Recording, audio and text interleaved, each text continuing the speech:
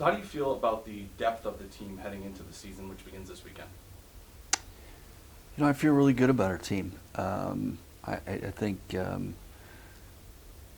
going to put a really good club out there, and it's not reliant on two or three guys. Our pitching staff is a lot deeper than it was a year ago, which is obviously a really good thing for us. And we're healthy positionally, experienced out there, and I feel really good about our team where we're at right now. What are some key areas of development you've seen maybe from the guys coming back from the end of the 2016 season to this week? I think the biggest difference between where we are right now and at the end of last year is our guys are completely accountable for themselves.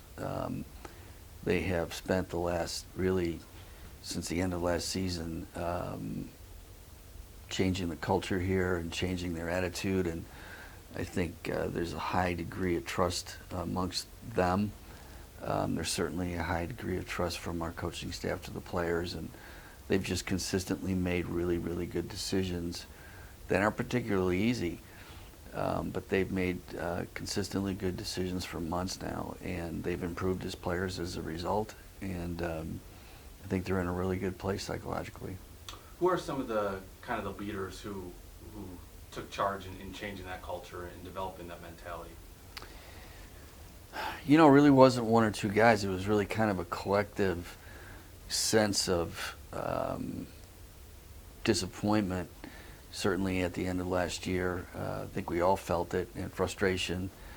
We spent a good part of the summer talking to the players, and we kind of all came to the conclusion that the only way things were going to get different is if we started thinking differently and we started going about our business in a different manner. So I give them a great deal of credit for taking responsibility for that, and then making the significant changes, not only from a physical standpoint, but just about how they were going to go about their business on a day-to-day basis. So it really was a group of guys that's just carried over to the new players, and now that's become the norm. So it's a significant difference from a year ago.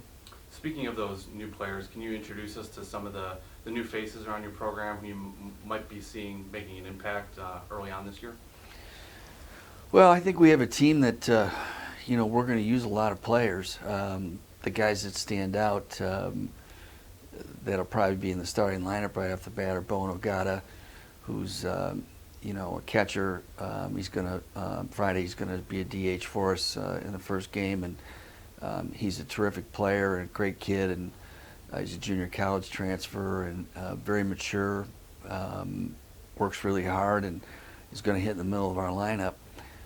Matt Batcher, a freshman who came here as a shortstop and probably will eventually play shortstop here. We're going to be playing out in left field on Friday, and the kid can really hit. He's a young player, and he hits just all the time. He's a great young hitter, and looking forward to watching him play. And on the mound, we've got some guys back. Jack Anderson is back from Tommy John surgery. He's 100% healthy, pitching great. Connor Ryan is going to start off in the bullpen.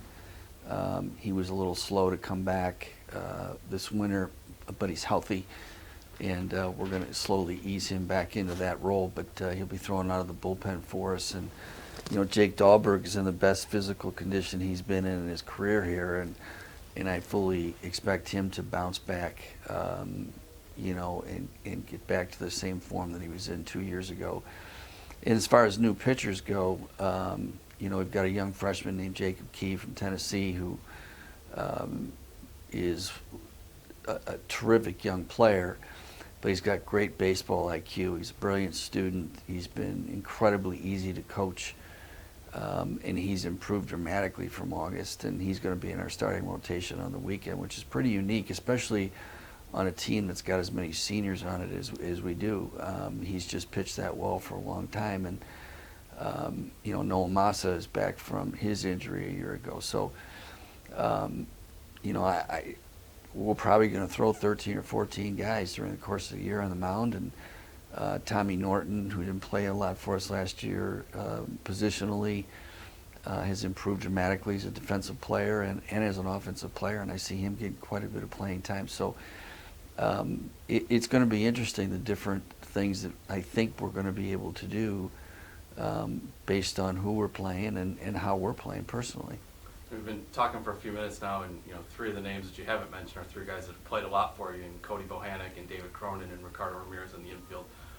How important is it to kind of have those guys who have played so many college baseball games and Horizon League games to lead this group of new guys who you're expecting to contribute right away?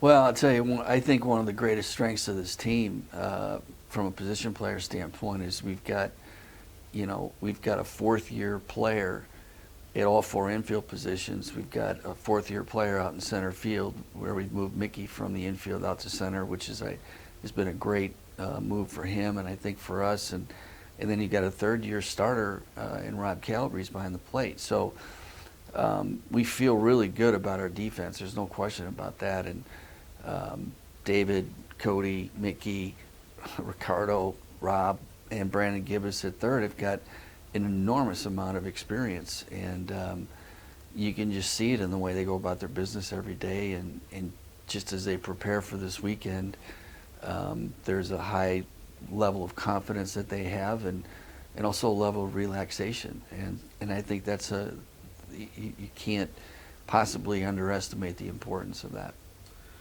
Switching gears a little bit here to kind of the schedule and the look ahead, you always put together a challenging non-conference schedule. This year you're going to be facing a couple SEC teams on the road. You've got an ACC team in Georgia Tech coming to Chicago in April. How do those non-conference games prepare you for the rigors of the Horizon League slate?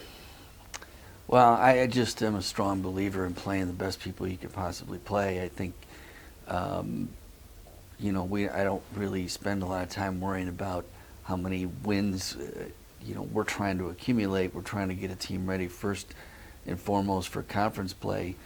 And by playing two series of the first three against the SEC, that clearly, we're going to get challenged, and it allows you to see what things need improvement, what things are really performing at a high level, and we need to continue to maintain some consistency with that.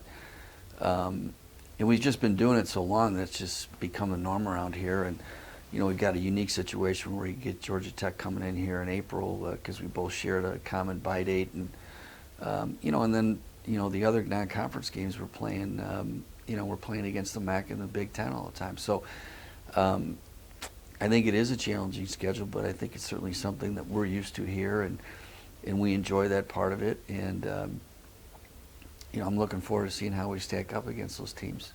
And then kind of looking, we've had kind of unseasonably nice weather here for January and February in Chicago. Obviously you have a beautiful indoor facility that you're able to use year-round, but has the ability to go outside, at this point in the year, do you think that's helped get the team ready to go, for the real thing this weekend?